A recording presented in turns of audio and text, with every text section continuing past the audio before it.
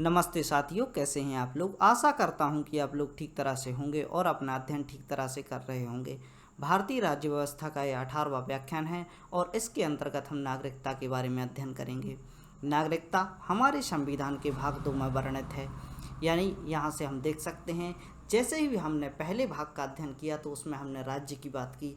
जैसे ही हमारे राज्य का निर्माण होता है और इसमें रहने वाले नागरिकों के लिए कुछ आईडी दी जाती है कि आप इस देश के नागरिक हैं, तो उसी को हम नागरिकता कहते हैं।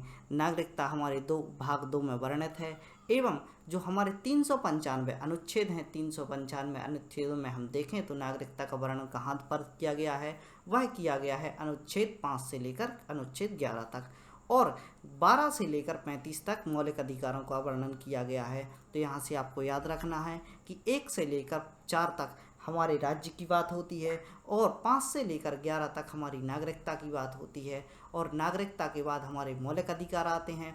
मौलिक अधिकार का अध्ययन हम 12 से लेकर 35 तक करते हैं। तो सीक्वेंस में आप यहाँ से समझने का प्रयास कीजिए।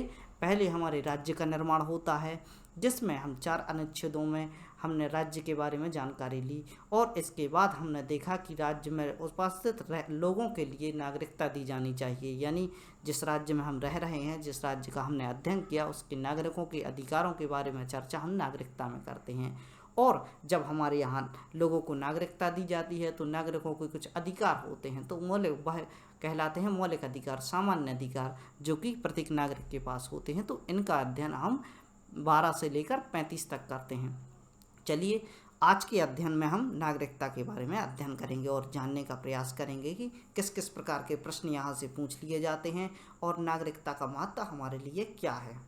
यह व्याख्यान पढ़ाई के हिसाब से तो आपके लिए महत्वपूर्ण है ही, साथ ही भारतीय नागरिक होने के नाते आपको जानना चाहिए कि आपके क्या क्या अधिकार हैं और किस प्रकार के अधिकारों का उपयोग कर आप देश में निवास करते हैं। सारी जानकारी को हमने स्लाइड में एकत्रित किया है और इसके माध्यम से हम अपना अध्ययन प्रारंभ करते हैं। यहाँ पर भाग 2 की बात हो रही है, तो भाग 2 में हम देखते हैं कि नागरिकता यहाँ पर वर्णित है, और अनुच्छेद याद रखने हैं आपको 5 से लेकर 11 तक। नागरिकता के महत्व को हम समझे तो हमारे देश में नागरिकता के साथ सामाजिक एवं राजनीतिक अधिकार प्राप्त होते हैं। जैसे ही यहाँ भारत के नागरिक बन जाते हैं तो राजनीतिक अधिकार, यानी जैसे कि हम चुनाव लड़ते हैं, जैसे कि हम राजनीति में जिस प्रकार शामिल होते हैं, तो इस प्रकार हमारे पास राजनीतिक अधिकार भी होते हैं और सामाजिक अधिकार भी होते हैं। सामाजिक अधिकारों के अंतर्गत हम देख सकते हैं कि किस प्रकार समाज में लोग अपनी आइडेंटिटी यहाँ पर प्रदर्शित करते हैं। और हमने एक बात और देखी, जो हमारे यहाँ के नागरिक विदेशों में रहते हैं और हमारे देश के द्वारा जो हमारी छवि होती है, जो हमारी महत्वाकांक्षाएं होती हैं, इनके द्वारा विदेशों में भी इन्हें संरक्षण दिया जाता है। यूक्रेन में फंसे नागरिकों को जिस प्रकार निकाला गया, तो यहाँ से उनकी आइडेंटिटी शो होती है।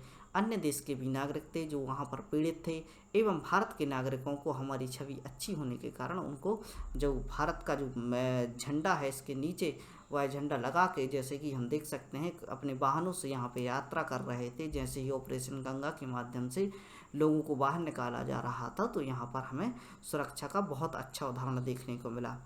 हमारी स्वतंत्रता, सुरक्षा तथा आत्मनिष्ठा की रक्षा इसमें होती है। जैसे ही हमारे लिए नागरिकता प्राप्त होती है, तो नागरिकता के अनुसार हमें सुरक्षा भी प्राप्त होती है, हमारी आत्मनिष्ठा भी बनी रहती है, हमारे लिए मतदान का अधिकार प्राप्त हो जाता है, साथ ही राष्ट्र की योजनाओं से जुड़ने के लिए अन्य कार्ड एवं उनसे मिलने वाली सुविधाएं भी प्राप्त होती हैं। मतदान का अधिकार एक छोटा मोटा अधिकार नहीं है। कई देशों ने अपनी आज़ादी के, यानी अपना जो उनका देश सोवरन हुआ, स्वतंत्र हुआ, तो उस समय पर मतदान का अधिकार नहीं दिया। हम देख सकते हैं कि सऊदी अरेबिया में भी बहुत समय बाद महिलाओं को मतदान का अधिकार मिला, और ऐसे कई देश हैं जहां पर आज भी मतदान के अधिकार सभी लोगों को नहीं है। लेकिन भारत एक ऐसा देश है जिसने आज़ादी के प्रारंभ से ही सभी लोगों के लिए मतदान का अधिकार दिया, चाहे वो किसी भी धर्म, किसी भी वर्ग, किसी भी मजहब से आते हों और किसी भी क्षेत्र से आते हों। उनके सामने बस एक शर्त रखी जाती है कि आप भारत के नागरिक हैं, और यदि आप भारत के नागरिक हैं तो आपको मतदान का अधिकार प्राप्त होता है। और जैसे ही हमारी आइडेंटिटी यहाँ पर जुड़ती है, तो उन आइडेंटिटी के माध्यम से हम अन्य कार्ड बनवाते हैं, जैसे कि हम देख सकते हैं कि इतनी महत्वाकांक्षी योजनाएं, आयुष्मान भारत जो कि स्वास्थ्य के लिए, यही सब आधार से कनेक्ट होकर या अपनी आईडी से कनेक्ट होकर यह सब आपको प्राप्त हो रही हैं। तो योजनाओं से जुड़ने का लाभ भी नागरिकों को ही प्राप्त होता है। कई देश के नागरिकों को यूनिवर्सल बेसिक इनकम भी दी जाती है। यूनिवर्सल बेसिक इनकम क्या है, तो इसको आप समझ लीजिए। यहाँ के नागरिकों के लिए वह एक इनकम देते हैं, जो बेरोजगार नागरिक हैं उनके लिए एक इनकम दी जाती है, ताकि वह अपनी रोज़मर्रा की ज़रूरतों को पूरा कर सकें। हमारे देश की कांग्रेस सरकार द्वारा 2018 के चुनावों में यूनिवर्सल इनकम देने की बात भी की गई थी। तो नागरिकों को लिए जो सुविधाएं उपलब्ध कराई जाती हैं उनमें यूनिवर्सल बेसिक इनकम एक महत्वपूर्ण चीज़ है। किसी भी देश में दो प्रकार की नागरिकता होती हैं, एक वह जो देश के नागरिकों के लिए होती हैं और दूसरी वह जो दूसरे देशों से आने वाले नागरिकों के लिए होती हैं। नागरिकता को हम दो प्रकार समझ सकते हैं। जो अपने देश का मूल निवासी है, जो देश में निवास कर रहा है, उसको तो नागरिकता दी जाती है, लेकिन साथ ही दूसरे देशों से आने वाले व्यक्ति जो नागरिकता स्वीकार करना चाहते हैं उनको भी नागरिकता दी जाती है। आगे देखते हैं। कुछ देशों के साथ अच्छे संबंध होते हैं तथा कुछ देशों के साथ संबंध अच्छे नहीं होते, तो इस प्रकार उनको दोहरा रवैया यहाँ पर अपनाया जाता है। जिन देशों के साथ हमारे संबंध अच्छे नहीं होते उनके प्रति हमारी नीति अलग होती है। जिस प्रकार हम देख सकते हैं कि पाकिस्तान से यदि कोई इल्लीगल व्यक्ति भारत में आता है तो उसे गिरफ्तार कर लिया जाता है, और वहीं चाइना की स्थिति देखें तो सीमावर्ती जो राज्य है हमारा चाइना, उससे भी कोई इल्लीगल व्यक्ति आता है तो उसे गिरफ्तार कर लिया जाता है। साथ ही हम एक बात और देख सकते हैं, और अन्य देश हैं जहां से आने वाले व्यक्तियों का स्वागत किया जाता है। बांग्लादेश के लोगों के लिए हमने अपने देश में शरण दी। तिब्बत से आने वाले लोगों के लिए भी हमने, जो कि दलाई लामा है वो यहाँ पर निवास कर रहे हैं, वह भारत की नागरिकता प्राप्त करके यहाँ पर एंजॉय कर रहे हैं। और इस प्रकार हम देख सकते हैं कि यहाँ पर दोहरा रवैया अपनाया जाता है। इसलिए संबंधों के अनुसार इन लोगों को अधिकार प्रदान किए गए हैं। यदि देश के साथ संबंध अच्छे नहीं हैं तो व्यक्ति को बंदी बना लिया जाता है, और अनुच्छेद 22 के तहत स्वतंत्रता नहीं दी जाती है। अनुच्छेद 22 क्या कहता है, यहाँ पर हमें समझना चाहिए। हमारा अनुच्छेद 22 कहता है कि कोई भी व्यक्ति है उसको बंदी बनाने से पहले गिरफ्तारी के कारण पूछे जाते हैं। तो यहाँ पर हम देख सकते हैं कि जैसे ही कोई इलीगल माइग्रेट हमारे यहाँ पर आता है तो उसको बिना कुछ पूछे उसको गिरफ्तार कर लिया जाता है। आगे देखते हैं। अनुच्छेद 15 में भारतीय नागरिकों को धर्म, जाति, लिंग, जन्म स्थान के संबंध में एकता प्रदान की गई है। यानी जो हमारे देश के नागरिक हैं, आर्टिकल 15 उनके लिए, जो कि हम देख सकते हैं मौलिक अधिकारों में शामिल है, उनके लिए किसी भी जाति के, किसी भी लिंग के और कहीं भी जन्मे व्यक्ति, जो कि भारतीय क्षेत्र में कहीं भी जन्मे व्यक्ति को एकता से देखता है, यानी सभी को समान रूप से नागरिकता दी जाती है। आगे देखते हैं। अनुच्छेद 16 क्या बात करता है। अनुच्छेद 16 नागरिकों को रोजगार में समान अवसर प्रदान करने का प्रयास करता है। यानी जो भी भारत के नागरिक हैं, जो अनुच्छेद 16 के अनुसार यदि कोई रोजगार प्राप्त करना चाहते हैं तो उनके लिए समान अवसर प्रदान किए गए हैं। आर्टिकल 19 नागरिकों को संगठन बनाने, विचरण करने, बोलने तथा सवाल पूछने की स्वतंत्रता प्रदान करता है। जो भी भारतीय नागरिक हैं वह संगठन बना सकते हैं, विचरण कर सकते हैं, अपने सवाल सरकार से पूछ सकते हैं। अनुच्छेद 29 की बात करें तो अनुच्छेद 29 में संस्कृति व 30 में शिक्षा की बात की जाती है। यानी यहाँ पर आप लोग अपनी संस्कृति को बनाए रख सकते हैं और शिक्षा प्रदान कर सकते हैं। तो यहाँ पर हमने समझा कि यह तो मौलिक अधिकार हैं, लेकिन नागरिकता में इनकी बात क्यों की जा रही है। यदि आप भारत के नागरिक हैं तो यह सब यह जो आर्टिकल हैं, जो 19 है, 16 है, 29 है, यह सब अधिकार आपको स्वतः ही प्राप्त हो जाते हैं। इस प्रकार समझाने के लिए आपको मौलिक अधिकारों का उदाहरण दिया जा रहा है। जैसे जैसे ही व्याख्यान आगे बढ़ेगा आपको क्लियरिटी आती जाएगी नागरिकता के बारे में। नागरिकों के अधिकार के बारे में हम देखते हैं। लोकसभा, विधानसभा में वोट डालने का अधिकार होता है। यानी यहाँ से हम देख सकते हैं कि जो हमारे संसद होते हैं, संसद के चुनाव में हम वोट डालते हैं सीधे तौर पर, और वही संसद जाकर जब पार्लियामेंट में बैठते हैं, संसद भवन में बैठते हैं, तो वह हमारे लिए कानून बनाते हैं। लेकिन यहाँ पर हमें समझना चाहिए कि जैसे ही हम उनका जो यहाँ पर हमारे लिए कानून बनाए जा रहे हैं वो हमारे बीच से ही निकल कर जाते हैं। विधानसभा में हम देख सकते हैं कि जब विधायक के चुनाव होते हैं तब हम वोट डालते हैं और हमारी राज्य विधानसभा में वह विधायक बैठते हैं, हमारा सीएम भी वहीं से निकल कर आता है। तो यहाँ पर हम देख सकते हैं कि यह इनको बनाने का अधिकार भी आम जनता के पास है। क्यों है? क्योंकि हमें वोट डालने का अधिकार है, वोटिंग पावर हमारे पास है। लोकसभा, विधानसभा तथा विधान परिषद का सदस्य बनने का अधिकार, यानी जैसे ही आप भारत के नागरिक होते हैं यह अधिकार विदेशी लोगों को प्राप्त नहीं है। आप लोकसभा, विधानसभा तथा विधान परिषद में सदस्य बन सकते हैं। और इससे पहले एलिजिबिलिटी जो पूछी जाती है आपसे वह आपके भारतीय नागरिक होने की पूछी जाती है। तो आप नागरिकता को इस प्रकार समझ सकते हैं। भारतीय नागरिक किसी भी प्रकार के चुनाव लड़ सकते हैं तथा किसी भी पद पर आसीन हो सकते हैं। भारत का सर्वोच्च पद राष्ट्रपति और उपराष्ट्रपति, सुप्रीम कोर्ट के न्यायाधीश, और यहाँ पर हम गवर्नर देखें जो राज्यों के गवर्नर होते हैं, और अटॉर्नी जनरल की बात करें, एडवोकेट जनरल की बात करें, सभी पदों पर भारतीयों को आसीन किया जाता है। यहाँ पर कोई भी विदेशी नहीं बैठता। अमेरिका के परिप्रेक्ष्य में हम नागरिकता को समझें। यदि अमेरिका में किसी पद पर आसीन होना है तो उसे अमेरिका की जन्मभूमि में जन्म लेना चाहिए। यह बात हो रही है 1947 की। यहाँ पर एक नियम था कि यदि आपको अमेरिका में किसी पद पर आसीन होना है, यानी आपको किसी पद पर बैठना है, तो आपका जन्म अमेरिका में होना चाहिए, तो उसकी जन्मभूमि अमेरिका ही होनी चाहिए। लेकिन जिस व्यक्ति के पास भारत की नागरिकता होती है, और यही बात हम भारत के परिप्रेक्ष्य में देखें, यदि भारत की नागरिकता किसी व्यक्ति के पास होती है तो वह कहीं भी जन्म हो, यानी प्रेगनेंसी के समय यदि महिला विदेश में हो और उसका मूल जन्म स्थान भारत है, तो उसको भारत की नागरिकता मिलेगी तथा वह राष्ट्रपति का चुनाव लड़ सकता है। माता पिता के भारतीय होने के कारण उसे भी भारतीय समझा जाएगा तथा उसे भारत की नागरिकता प्राप्त होगी। नागरिकों के कर्तव्य। हमारे देश में नागरिकों को अधिकार के साथ साथ कुछ कर्तव्य भी दिए गए हैं जिनका पालन करना प्रत्येक भारतीय होने के नाते जरूरी है। तो यहाँ पर हमें समझना चाहिए कि कुछ नॉर्मल से कर्तव्य हमारे लिए दिए गए हैं जिनका पालन हमें करना चाहिए। कर्तव्यों के बारे में जानकारी लें तो यह प्रारंभ से हमारे संविधान में नहीं थे। इन्हें संविधान संशोधन द्वारा जोड़ा गया। तो सवाल पूछा जाता है कि कर्तव्यों को किस संविधान संशोधन द्वारा जोड़ा गया, तो 42वें संविधान संशोधन द्वारा 51A में कर्तव्यों को जोड़ा गया। और कर्तव्य क्या हैं, तो कर्तव्यों को आपको समझना चाहिए। भारत सरकार द्वारा लगाए गए कर का भुगतान करना है। जो टैक्सेशन की मनी है, जो भी आपका जो कर होता है, उसको आपको ईमानदारी से भुगतान करना है ताकि सरकार के खाते में पैसा जाए और सरकार आपके लिए वेलफेयर की स्कीम चलाए।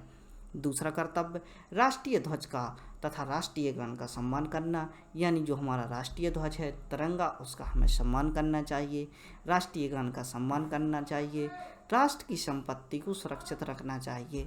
जैसे ही हम देखते हैं कि किसी क्षेत्र में विरोध होते हैं तो तुरंत ही सरकारी संपत्ति को विखंडित करना प्रारंभ कर दिया जाता है। कई स्थानों पर हमलों में हमने देखा कि ट्रेनें जलाई जाती हैं और बसों को फूंक दिया जाता है। तो इस प्रकार के कृत्य आपको नहीं करना है। यह आपका कर्तव्य है कि आपको राष्ट्र की संपत्ति को सुरक्षित रखना है, क्योंकि भारतीय नागरिक होने के कारण, भारतीय नागरिकता प्राप्त होने के कारण आपकी वह संपत्ति है। तो आपको अपनी ही संपत्ति समझकर राष्ट्र की संपत्ति को सुरक्षित रखना है। इजराइल के परिप्रेक्ष्य में हम कर्तव्यों को समझें तो यहाँ पर कर्तव्य बहुत कठोर होते हैं। तो यहाँ पर हम समझ सकते हैं कि इजराइल में देखा जाता है कि जहाँ पर प्रत्येक नागरिक को कुछ समय के लिए आर्मी में अपनी सेवा देनी होती है, यानी यहाँ का जो भी नागरिक है उसके लिए यहाँ पर आर्मी की सेना देना जरूरी होता है। चूँकि यहाँ पर जनसंख्या कम है और राष्ट्र की सुरक्षा के लिए है उनको करना आवश्यक होता है। लगभग 1 करोड़ से भी कम यहाँ पर जनसंख्या है और प्रत्येक नागरिक को यहाँ पर जो कि आर्मी है उसमें सेवा देनी होती है। यदि यहाँ पर कोई राष्ट्रपति है तो उसने भी यहाँ पर जो कि भारतीय सेना, जो कि यहाँ की आर्मी है, उसमें सेवा दी होगी। चलिए, अब तक तो हमने समझा नागरिकता के बारे में। अब हम नागरिकता के संवैधानिक प्रावधानों को समझेंगे। हमारे भारतीय संविधान में किस प्रकार इसे इंक्लूड किया गया है, कहाँ कहाँ पर इसकी चर्चा की जाती है। नागरिकता के संवैधानिक प्रावधान संविधान के भाग 2 में वर्णित हैं। और अनुच्छेद 5 से 11 तक दिए गए हैं। 4 से 5 बार इसकी चर्चा हो गई है, अतः यह बहुत ही महत्वपूर्ण है और आपको याद रखना चाहिए। सीधे तौर पर इस प्रकार के प्रश्न पूछ लिए जाते हैं। नागरिकता के संबंध में कानून बनाने की शक्ति किसके पास होती है? तो वह संसद के पास होती है। बहुत ही महत्वपूर्ण फैक्ट है। सारे फैक्ट को आप याद कीजिए, नोट डाउन कीजिए और बार बार समझने का प्रयास कीजिए और लेक्चर सुनते सुनते आपको याद रह जाएंगे। हमारा संविधान 26 जनवरी 1950 को बनकर तैयार हुआ। तब 4 प्रकार के लोगों को नागरिकता दी गई। 4 क्राइटेरिया ऐसे रखे गए और इन क्राइटेरिया के माध्यम से नागरिकता को भारतीय नागरिकों में प्रदान किया गया तथा इसके बाद नागरिकता के प्रावधानों में लगातार बदलाव होता रहा। यानी हम देख सकते हैं कि अनुच्छेद 5 से लेकर 11 तक जो संवैधानिक तौर पर इसकी चर्चा की जाती है, तो 5 से लेकर 11 तक तो जो भी इसका खाका तैयार किया उस समय पर, जो उस समय के परिप्रेक्ष्य में जो यहाँ पर स्थितियाँ चल रही थी, तो यहाँ पर संवैधानिक जामा तो यहाँ पर इनको पहना दिया गया। इसके बाद भी उन्होंने समझा कि चूँकि यहाँ पर नागरिक है, नागरिकों में वृद्धि होगी, विदेशों के एरिया को कैप्चर किया जाएगा तथा अन्य क्षेत्र भी बनेंगे, यहाँ से 2 राज्य विखंडित हो गए या इस प्रकार के जो कार्य होने वाले थे, तो इसके लिए हमारे संविधान निर्माताओं द्वारा यहाँ पर समझा गया कि इसमें और भी बदलाव की आवश्यकता पड़ेगी। अतः इन्हीं बदलावों को देखते हुए इन्होंने क्या किया? इन्होंने ये किया कि आपके जो संसद है उसके लिए अधिकार है कि जो कि नागरिकता के प्रावधान है इनमें बदलाव किए जा सकते हैं। और जैसे ही इनको अधिकार प्राप्त हुआ, तो जैसे भारत की परिप्रेक्ष्य में स्थितियां बदली, तो यहाँ पर बदलाव भी किए गए। अब देखते हैं हम अनुच्छेद को समझने का प्रयास करते हैं, जो कि हमारे संविधान में जो वर्णित हैं 5 से लेकर 11 तक, उनके बारे में समझने का प्रयास करिए। अनुच्छेद 5 क्या कहता है? वह व्यक्ति जो भारत का नागरिक है और 3 योग्यताएं रखता है, उसको नागरिकता दी जाएगी। तो हम देख सकते हैं कि भारत में वह जन्मा हो, और दूसरी योग्यता उसके माता पिता का जन्म भारत में हुआ हो। यदि व्यक्ति बाहर भी रहता हो या बाहर ही जन्म हुआ हो, लेकिन उसके माता पिता यदि भारत में जन्मे हों, तो उनको भारत की नागरिकता प्राप्त कर सकता है। तीसरी बात, संविधान को स्वीकार किए जाने से पहले वह या उसके माता पिता भारत के निवासी हो या इनका नाम यहाँ पर जन्म हुआ हो। यानी जो बालक है वह भारत आज़ाद जो कि पराधीन भारत में जन्मा हो या पराधीन भारत में नहीं जन्मा है, तो उसके माता पिता का जन्म भारत में हुआ हो। अनुच्छेद 6 की बात करते हैं। अनुच्छेद 6 में पाकिस्तान से आने वाले लोगों के लिए नागरिकता के प्रावधानों की बात की गई है तथा उनके माता पिता अविभाजित भारत में पैदा हुए हों, यदि व्यक्ति का रजिस्ट्रेशन करने से पहले भारत के राज्य क्षेत्र का निवासी रहा हो। यानी यहाँ पर हम देख सकते हैं कि जो वह रजिस्ट्रेशन यहाँ पर जारी कर रहा है, यानी अपनी नागरिकता के लिए रजिस्ट्रेशन यहाँ पर कराता है, तो रजिस्ट्रेशन कराने के पहले क्राइटेरिया क्या रखा जाता है? या तो वह अविभाजित भारत का हिस्सा रहा हो, या उसके माता पिता अविभाजित भारत के हिस्सा रहे हों, या फिर वह रजिस्ट्रेशन कराने से पहले भारत में रहा हो। अनुच्छेद 7 की बात करें, वह नागरिक जो पाकिस्तान की ओर से गमन करके पाकिस्तान की ओर गमन किया हो और फिर से भारत में आना चाहता हो, तो उसको नागरिकता के प्रावधान दिए गए हैं। अनुच्छेद 7 यह बात करता है कि यदि आप किसी कारणवश, जो कि पलायन का समय चल रहा था, तो किसी कारणवश पाकिस्तान में पहुंच गए और आप भारत वापस आना चाहते हैं, तो अनुच्छेद 7 के अनुसार यह प्रावधान किए गए हैं कि एक बार पाकिस्तान जाने के बाद जब वह व्यक्ति भारत में आता है, तो उसे नागरिकता दी जाएगी। और इसके जो क्राइटेरिया है वह अनुच्छेद 7 में वर्णित है। अनुच्छेद 8 की बात करें तो 8 के अनुसार 7 वर्ष से भारत में रह रहा हो वह भारत की नागरिकता दी जाएगी। यानी जो व्यक्ति 7 वर्ष से भारत में रह रहा है उसके लिए स्वतः ही भारत की नागरिकता प्राप्त हो जाएगी। इसका वर्णन अनुच्छेद 8 में किया गया है। या इनके पूर्वज अविभाजित भारत का हिस्सा रहे हों, या तो आप 7 वर्ष भारत में रहे हों, या इसके अलावा आपके पूर्वज हैं जो अविभाजित भारत, जब भारत का विभाजन नहीं हुआ था, भारत पाकिस्तान डिवाइड नहीं हुआ था, उस समय पर आपके माता पिता भारत के नागरिक हों, तो आपको भारत की नागरिकता दी जाएगी। आगे देखते हैं। अन्य प्रावधानों में हम देखते हैं कि अनुच्छेद 9 की बात करते हैं। यदि कोई व्यक्ति किसी दूसरे देश की नागरिकता को स्वीकार कर लेता है तो भारत की नागरिकता स्वतः ही समाप्त हो जाएगी। आप किसी देश में रहते हैं और वहां पर आप चाहते हैं कि वहां की नागरिकता आपको प्राप्त हो जाए, और इस प्रकार की जानकारी यदि सरकार के पास लगती है, चूँकि हम देखते हैं कि जैसे ही उस व्यक्ति को वहाँ की नागरिकता दी जाती है तो भारत में मैसेज आते हैं जो कि संबंधित देश है उसको जानकारी दी जाती है, और जैसे ही जानकारी भारत सरकार के पास आती है तो भारत से उसकी नागरिकता को निरस्त कर दिया जाता है। अनुच्छेद 10 की बात करें, नागरिकता के अधिकारों की निरंतरता की बात करता है। अनुच्छेद 10 कहता है कि जो नागरिकता के अधिकार हैं उनकी निरंतरता बनी रहनी चाहिए, यानी वह अधिकार बने रहने चाहिए। संसद द्वारा नागरिकता को विनियमित किया जाएगा, यानी जो भी यहाँ पर सुधार किए जाने हैं, जो भी यहाँ पर आगे कार्य किए जाने हैं, वह संसद द्वारा यहाँ पर किए जाएंगे। अनुच्छेद 10 दो बातें करता है, एक तो संविधान की निरंतरता को बनाए रखना चाहिए, और इसमें यदि कोई भी बदलाव आते हैं तो इन बदलावों को करने का अधिकार संसद के पास होता है। अनुच्छेद 11 में आ जाएं तो अनुच्छेद 11 में नागरिकता के संबंध में यदि कोई कानून देश की संसद द्वारा बनाया जाता है तो उसे संपूर्ण देश के नागरिकों पर लागू किया जाएगा, या इन जो कि यहाँ पर संशोधन किए जाते हैं, जो भी सुधार किए जाते हैं संसद द्वारा, उन्हें प्रत्येक भारतीय को स्वीकार करना होगा।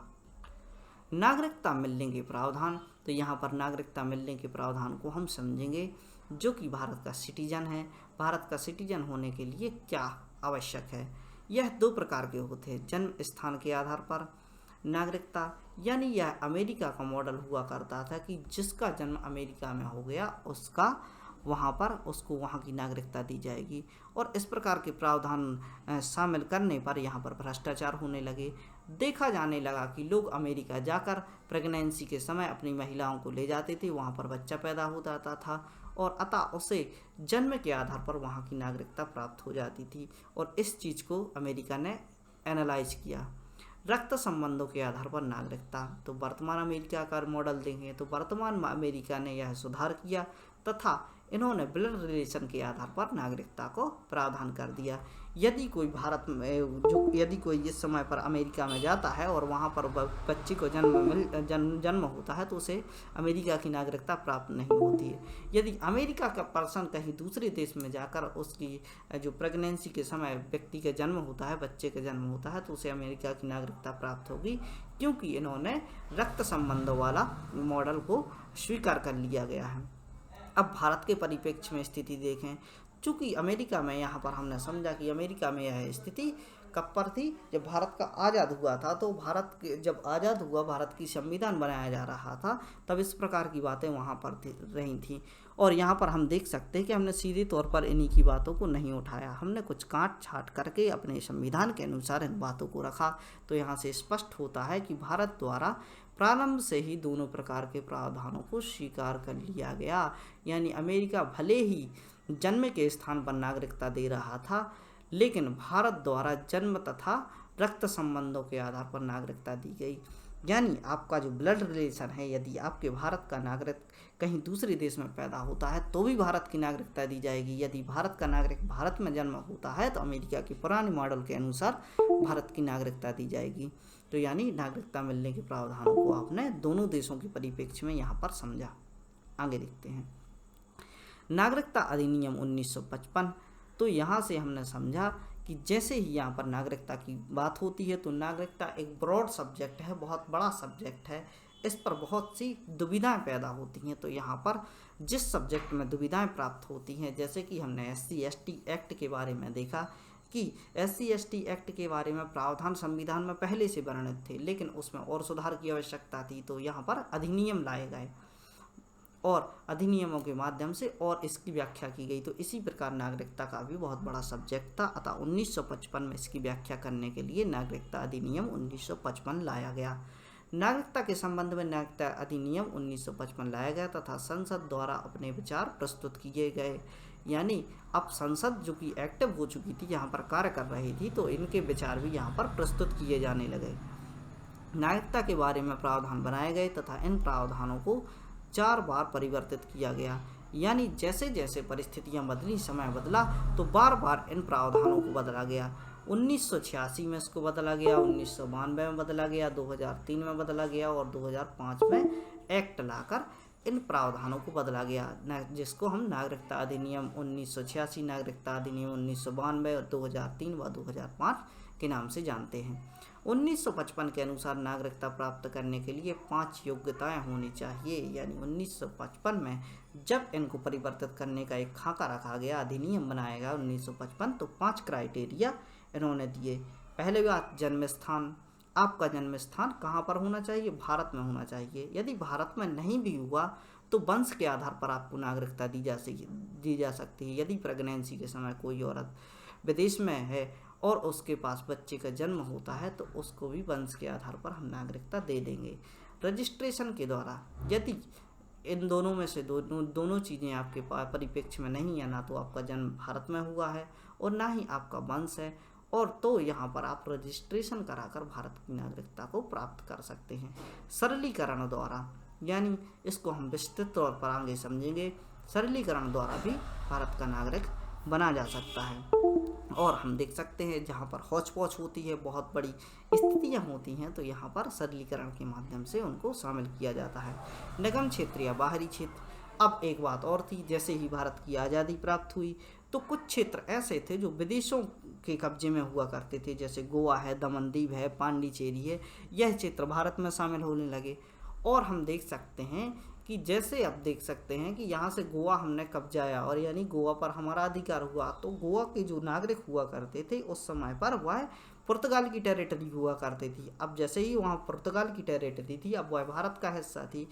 तो इन चीज़ों को संविधान में रखने के लिए, हमारे देश में शामिल करने के लिए गोवा के लोगों के लिए यहाँ पर जो नीतियाँ बनाई गई तो वह यह 5 के अंतर्गत आती हैं। तो आगे इसके बारे में और अच्छे से अध्ययन करेंगे। चलिए देखते हैं। जन्म स्थान के द्वारा 3 दिसंबर 2004 के पहले भारत में जन्मा या उसके माता पिता गैर कानूनी ना हो तो ऐसी स्थिति में जन्म स्थान के आधार पर नागरिकता दी जाएगी। यानी 3 दिसंबर 2004 की क्यों बात हो रही है? यह हमारा लास्ट संशोधन है, यानी अभी हम जो लेटेस्ट है उसके बारे में अध्ययन करेंगे। उसके पहले भी इसके प्रावधान थे, लेकिन 4 में इसकी व्याख्या की गई तथा कहा गया कि जो व्यक्ति भारत में जन्मा हो या उसके माता पिता गैर कानूनी ना हो, यानी यदि वह भारत में जन्मा हो और इनके माता पिता गैर कानूनी ना हो, यानी हम देख सकते हैं कि कोई विदेश का व्यक्ति भारत आकर किसी बच्चे को जन्म देता है तो उसको भारत की नागरिकता नहीं दी जाएगी, क्योंकि उसके माता पिता गैर कानूनी हैं। इसी प्रकार अमेरिका ने यह मॉडल बनाया हुआ था कि यहाँ अमेरिका में इस प्रकार की संभावनाएं हो रही थी। गैर कानूनी लोग यहाँ पर आते थे, एक वीज़ा पास करा लिया, यहाँ पर बच्चे को जन्म दे दिया और अमेरिका की नागरिकता प्राप्त हो गई। इसी बात को भारत ने देखा, तो जो गैर कानूनी लोग यहाँ पर आते थे तो हमने अपने संविधान में 2004 में संशोधन किया तथा 2004 में हमने देखा कि इस प्रकार के प्रावधान जोड़े गए कि गैर कानूनी व्यक्ति यदि भारत में आता है तो उसे भारत की नागरिकता नहीं दी जाएगी। आगे देखते हैं। रक्त संबंध के आधार पर 3 दिसंबर 2004 के संशोधन के आधार पर यदि कोई व्यक्ति का जन्म विदेश में हुआ है तथा उसके माता पिता भारतीय नागरिक हैं तो उसे नागरिकता दिलाने के लिए 1 वर्ष के अंदर कंसोलिडेट भारत में रजिस्ट्रेशन कराना होगा तथा माता पिता को इसकी जानकारी देनी होगी। बाई चांस किसी बच्चे का जन्म कहाँ पर हो गया? विदेश में हो गया, तो और उसे भारत की नागरिकता लेनी है तो 1 वर्ष के अंदर उसे कंसोलिडेट भारत में रजिस्ट्रेशन कराना होगा तथा माता पिता को यह जानकारी देनी होगी कि हम भारत के नागरिक हैं और हमारा बच्चा विदेश में पैदा हुआ है, अतः वह भारत की नागरिकता चाहता है। 18 वर्ष से कम आयु के बच्चों को नागरिकता उनके माता पिता की नागरिकता के आधार पर दी जाएगी। चूँकि हम देख सकते हैं आधार कार्ड के पहले जो स्थिति थी तो यहाँ पर आइडेंटिटी कार्ड हुआ करते थे और आइडेंटिटी कार्ड छोटे बच्चों के नहीं बना करते थे। समग्र आईडी जैसी सुविधाएं भी उस समय पर मौजूद नहीं थी, तो यहाँ पर एक क्राइटेरिया रख दिया कि 18 वर्ष से कम आयु का यदि कोई बच्चा है तो उसकी नागरिकता उसके माता पिता की नागरिकता के हिसाब से डिसाइड की जाएगी। माता पिता को जानकारी देनी होगी कि ना वह किसी दूसरे देश का नागरिक है, ना उसके पास किसी दूसरे देश की नागरिकता है।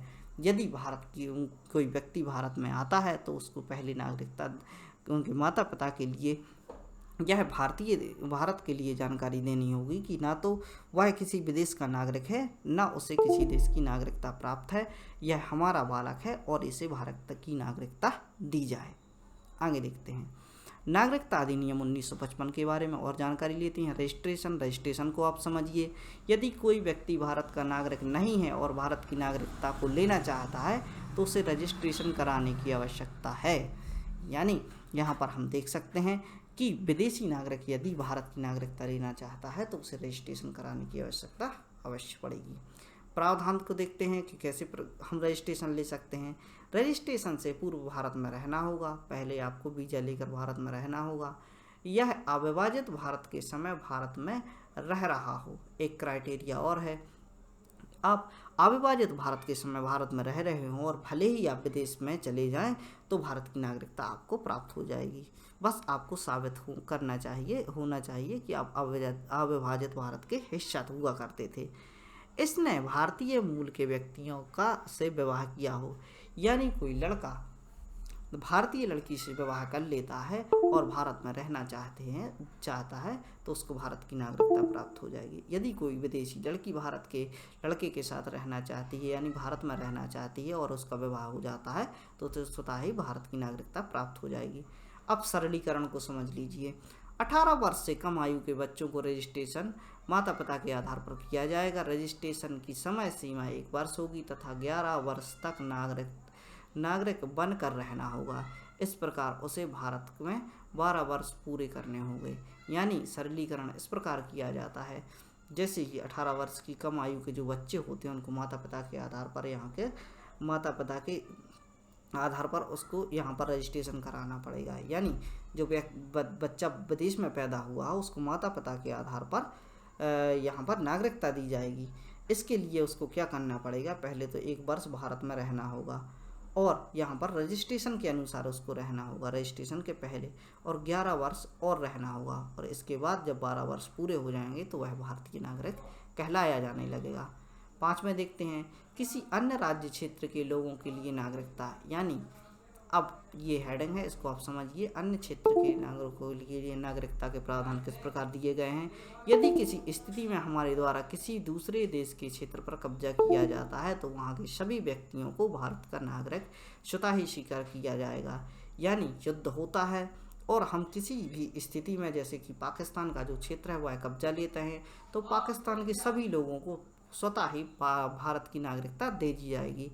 और यहाँ पर उदाहरण में हमने समझा कि जैसे ही पांडिचेरी में जो फ्रांस का शासन हुआ करता था भारत का हिस्सा बनी, तो यहाँ पर भारतीय लोगों को जो कि पांडिचेरी के लोग थे वहाँ पर भारत की नागरिकता दी गई। गोवा पर पुर्तगाल का शासन हुआ करता था। जैसे ही गोवा हमारे क्षेत्र के अंतर्गत आया तो पुर्तगाल के क्षेत्र के अंतर्गत जो भी व्यक्ति आते थे उनको भारत की नागरिकता दी गई।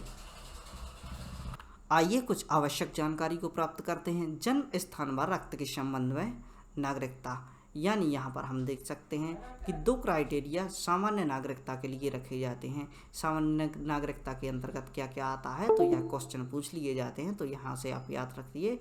यदि जन्म स्थान के आधार पर नागरिकता दी जाती है और रक्त संबंध के आधार पर नागरिकता दी जाती तो यह एक सामान्य विधि कहलाती है। यानी सामान्य तौर पर उन्हें नागरिकता प्राप्त हो जाती है। यदि आपका जन्म भारत में हुआ है तो यदि आपका या आपके माता पिता का जन्म भारत में हुआ है तो स्वतः ही आपको नागरिकता प्राप्त हो जाएगी। यदि रक्त संबंध के आधार पर, यानी आपके माता पिता भारत में जन्मे हैं और आप कहीं विदेश में भी जन्मे हैं, तो स्वतः ही आपको नागरिकता मिल जाएगी या आसानी से मिल जाएगी, तो यह सामान्य नागरिकता कहलाती है। रजिस्ट्रेशन व सरलीकरण के संबंध में, यानी यहाँ पर आपको जैसे ही रजिस्ट्रेशन कराना पड़ता है तो ये थोड़ा सा हौच पौच वाला हो जाता है। और सरलीकरण भी इतनी आसानी से नहीं होता। हमने देखा कि 12 वर्ष का समय इसके लिए लगता है, तो सरलीकरण के आधार पर नागरिकता यही कहलाती है कि रजिस्ट्रेशन व सरलीकरण के आधार पर नागरिकता को सरलीकरण की नागरिकता के अंतर्गत लाया जाता है। नागरिकता का हटाया जाना। ऐसे कौन से रीजन्स हैं जिनके अनुसार नागरिकता को हटाया जा सकता है।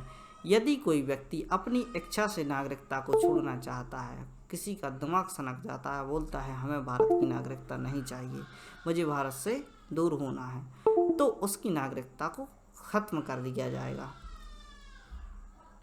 और यदि ऐसी स्थिति आती है तो उसके बच्चों को भी भारत की नागरिकता चली जाएगी या भारत की नागरिकता नहीं दी जाएगी। दूसरे देश की नागरिकता लेते ही उस व्यक्ति की भारत से नागरिकता को खत्म कर दिया जाएगा। किसी भी प्रकार भारत को जानकारी प्राप्त होती है कि आपने किसी विदेश की नागरिकता लेकर बैठे हैं, यानी विदेश की नागरिकता ले चुके हैं, तो भारत से आपका खाता बंद कर दिया जाएगा, आपकी नागरिकता को समाप्त कर दिया जाएगा। गैरकानूनी नागरिकों को नागरिकता स्वतः ही समाप्त हो जाएगी। जैसे ही पता चलता है कि आप बजरंगी भाईजान हैं, यानी तारों के नीचे से आए हैं या भारत के नागरिक नहीं हैं, तो आपकी नागरिकता वहीं पर समाप्त कर दी जाएगी। तो इस प्रकार नागरिकता के प्रावधानों के बारे में आपने बहुत ही अच्छे तरीके से समझा और इसी से संबंधित प्रश्न पूछ लिए जाते हैं। इसका बार बार रिवीजन कीजिए तथा नोट डाउन कीजिए। नोट डाउन करने से जानकारी आपको याद रह जाएगी और हम इस लेक्चर को ऐसे बच्चों तक पहुंचाइए जो अपना अध्ययन जारी रखना चाहते हैं तथा अपनी आर्थिक स्थितियों के कारण शिक्षा से वंचित हैं और अपने घर पर बैठकर भी अच्छे से अच्छा अध्ययन करना चाहते हैं। और इसी प्रकार की जानकारी यदि आप किसी कोचिंग इंस्टीट्यूट में जाकर लेते हैं तो आने जाने का खर्चा अलग और लाखों की फीस देनी पड़ती है, और इस प्रकार की जानकारी को आपको बिल्कुल फ्री मुहैया करा जा रहा है। मेरा यह वादा है कि स्टडी राइट ना तो आज की स्थिति में पेड है, यानी पैसे देकर पढ़ा रहा है, ना ही कभी भविष्य में पढ़ाएगा। आपको जब भी जो भी शिक्षा संबंधी जो भी कार्यवाही है, जो भी कार्य है, जो भी मेरे द्वारा शिक्षा प्रदान की जाएगी वह बिल्कुल मुफ्त रहेगी। बस आपको अपना YouTube चैनल खोलना है और यहाँ पर विजिट करके आपको अध्ययन करना है। तो इसी प्रकार के अध्ययन के लिए पढ़ते रहिए, खुश रहिए। जय हिंद, भारत माता की जय।